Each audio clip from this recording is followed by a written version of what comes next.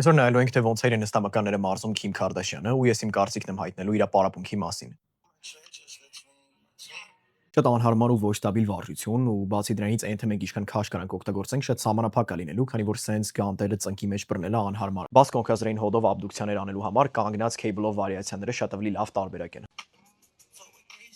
Այս ռեզինը ոչ մի բան չի անում, իսկ սենց գանտելով սքվաթի վարիացիաները, որոնք որ կոչվում են goblet squat, այդքան էլ լավ տարբերակ չեն մարդկանց մեծ մասի համար, քանի որ ստեղ մեր օգտագործած քաշը սահմանափակվելու է մեր ձեռքի ուժով։ Ես կարամ հանգիստ 100 կիլոգրամով squat-եր անեմ մեջքից դրած, բայց սենց 100 կիլոգրամ չեմ կարա ձեռքերումս բռնեմ։ Բացի դրանից հաջորդ տարած վարժությունը սենց belt squat-երն են, որոնք որ շատ ավելի ստաբիլ ու լավ տարբերակ են, հենց որ goblet squat անելը ընդհանրապես ոչ մի էական իմաստ չունի։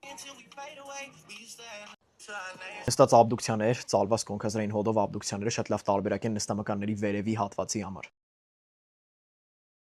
Romanian deadlift, որտեղ չնայած որ նստամականները աշխատում են, ամենաշատը աշխատելու է adductor magnus մկանը, որը ամենալավ լծակը ունի կոնքերի այսպես ծալված դիրքում, որտեղ վարժությունը ամենադժվարն է։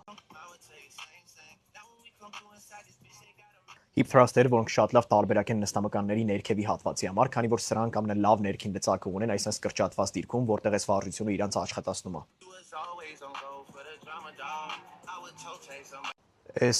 ուղղակի լրիվ անիմաստ է։ Հատկապես քանի որ աբդուկցիաները արդեն արվում են համ ծալված, համ բացված դիրքով, այդ ռեզիններով աբդուկցիաներ անելը ոչ մի իմաստ չունի։ Բայց իրականում ընդհանուր առմամբ վատ չի, ես շատ ավելի վատ էի պատկերացնում ու եթե այդ վերջի ռեզիններով վարժությունը ու goblet squat-երը հանել ու այն պարկած աբդուկցիաները փոխարինել ինչ-որ կանգնած cable-ով ստաբիլ վարիանտով, այս կլինի շատ լավ նստամականների ու իրականում նաև ընդհանուր lower body-ի վարժությունների օր։